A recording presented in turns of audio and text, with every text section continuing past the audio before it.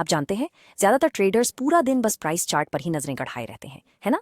लेकिन वे केवल आधी कहानी देख रहे हैं, लेकिन प्रोफेशनल्स कुछ पूरी तरह से अलग देख रहे हैं। तो इस एक्सप्लेनर में हम उस प्रोफेशनल कॉकपिट का निर्माण करेंगे।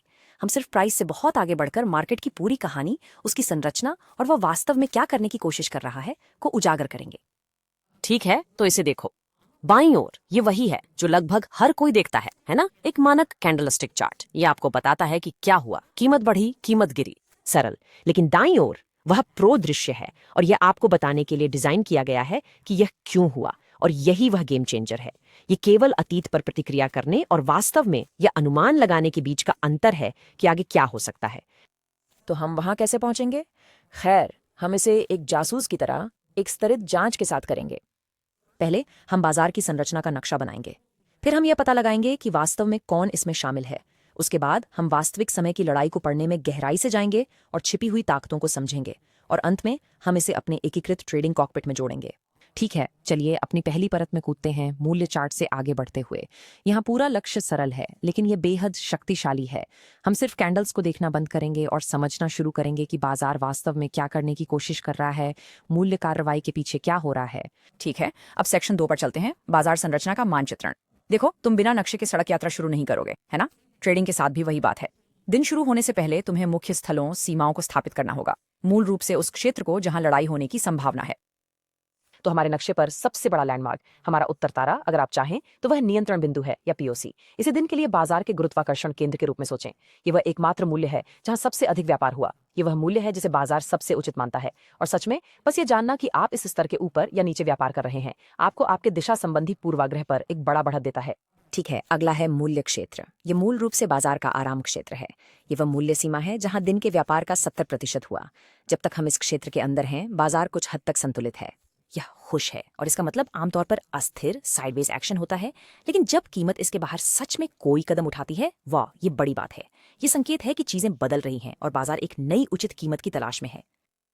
और हमारे प्रारंभिक मानचित्र का अंतिम हिस्सा प्रारंभिक संतुलन है। यह बहुत सरल है। यह सिर्फ पहले घंटे के व्यापार की मूल्य सीमा है। इसे एक नाटक के उद्घाटन अधिनियम की तरह सोचें। यह मंच तैयार करता है, और उस सीमा से एक साफ ब्रेकआउट। यह आपका संकेत है कि या तो खरीदार या विक्रेता कोई कदम उठा रहे हैं और दिन पर नियंत्रण पाने की कोशिश कर रहे हैं। तो जब आप इन 3 चीजों को एक साथ रखते हैं, नियंत्रण बिंदु, मूल्य क्षेत्र और प्रारंभिक संतुलन, यह ऐसा है जैसे आप एक कमरा बना रहे हैं। जैसा कि उद्धरण कहता है, आपके पास दिन की संरचना की दीवारें, फर्श और छत हैं। अचानक आप अब एक खाली स्क्रीन को नहीं देख रहे हैं, आप एक परिभाषित स्थान के अंदर काम कर रहे हैं। और अगर हम अपने नक्शे को और भी सटीक बनाना चाहते हैं, तो हम विकल्प बाजार पर नजर डाल सकते हैं। स्पेक्ट्रम चार्ट जैसे उपकरण हैं जो बाजार के लिए एक प्रकार के मौसम रडार की तरह काम करते हैं। ये सभी विकल्प डेटा का उपयोग करके ये मानचित्रण करता है कि बाजार कहाँ स्थिर रहने की संभावना है या कहाँ चीजें वास्तव में अस्थिर हो सकती हैं। यह हमारे दैनिक नक्शे में एक और सुपर पावर्ड परत जोड़ने जैसा है। ठीक है, तो हमारे पास हमारा नक्शा है, हमें भूभाग का पता है।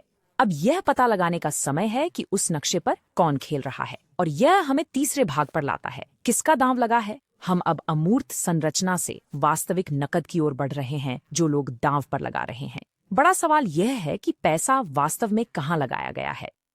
अब इसे वास्तव में समझने के लिए आपको एक बड़ा अंतर समझना होगा। देखिए, वॉल्यूम बिजली की तरह है। यह अभी हो रही क्रिया है, यह तेज है, यह चमकदार है, लेकिन यह पल भर में गायब हो सकता है। खुला ब्याज, दूसरी ओर, वह लंगर है, यह प्रतिबद्धता है। ये वे स्थितियां हैं जो व्यापारी वास्तव में धारण कर रहे हैं, और यही वास्तविक बाजार संरचना बनाता है।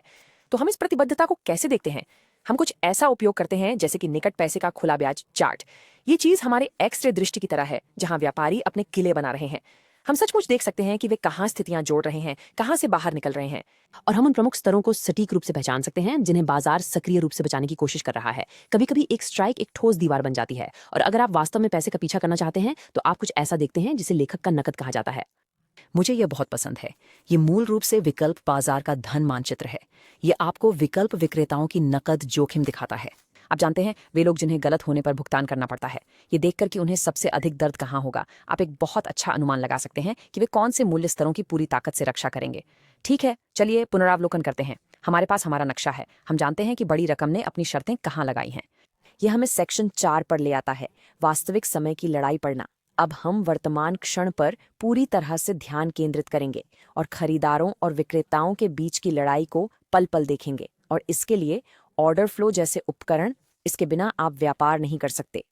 देखिए, एक सामान्य कैंडल आपको केवल मान लीजिए 5 मिनट की अवधि का परिणाम दिखाती है, लेकिन ऑर्डर फ्लो उस कैंडल को सचमुच खोल देता है और आपको उसके अंदर हुई लड़ाई दिखाता है। ये आपको आक्रामक खिलाड़ियों को दिखाता है, जिन्हें हम पहल करने वाले खरीदार और पहल करने वाले विक्रेता कहते हैं, जो वास्तव में अभी कीमत को इधर उधर धकेल रहे हैं। निकट द मनी वॉल्यूम चार्ट हमें इस लड़ाई का एक और लाइव दृश्य देता है। ये मूल रूप से इस सवाल का जवाब देता है, अभी रिंग में कौन है। क्या बहुत सारा कॉल वॉल्यूम आ रहा है, ये सुझाव देते हुए कि व्यापारी ऊपर की ओर बढ़ने पर दांव लगा रहे हैं, या पुट वॉल्यूम बढ़ने लगा है, ये दिखाते हुए कि भालू अधिक आक्रामक हो रहे हैं। ये सिर्फ एक राय सर्वेक्षण नहीं है दोस्तों, ये वास्तविक पैसा है जो वास्तविक समय में इधर उधर फेंका जा रहा है। ठीक है, अब हम अपनी अंतिम और सच में हमारी सबसे गहरी विश्लेषण की परत पर पहुंच रहे हैं। खंड 5, छिपी हुई ताकतों को समझना। हम उन शक्तिशाली, अक्सर अदृश्य यांत्रिकी के बारे में बात कर रहे हैं जो बाजार की गहरी समुद्री धाराओं की तरह हैं।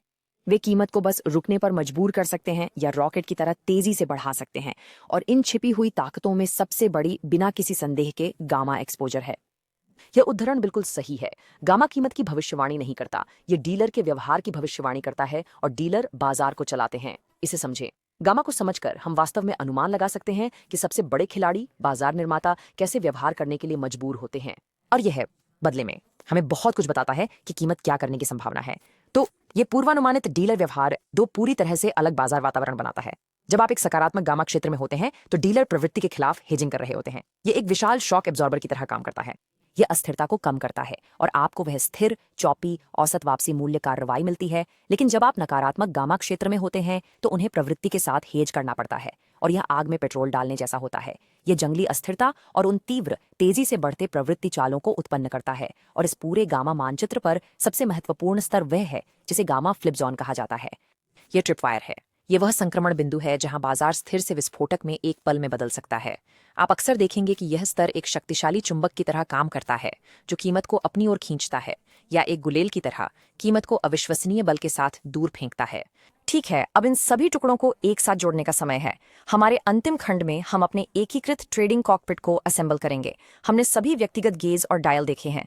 अब आइए देखें कि वे सभी मिलकर हमें पूरे बाजार का एक एकीकृत दृश्य कैसे प्रदान करते हैं।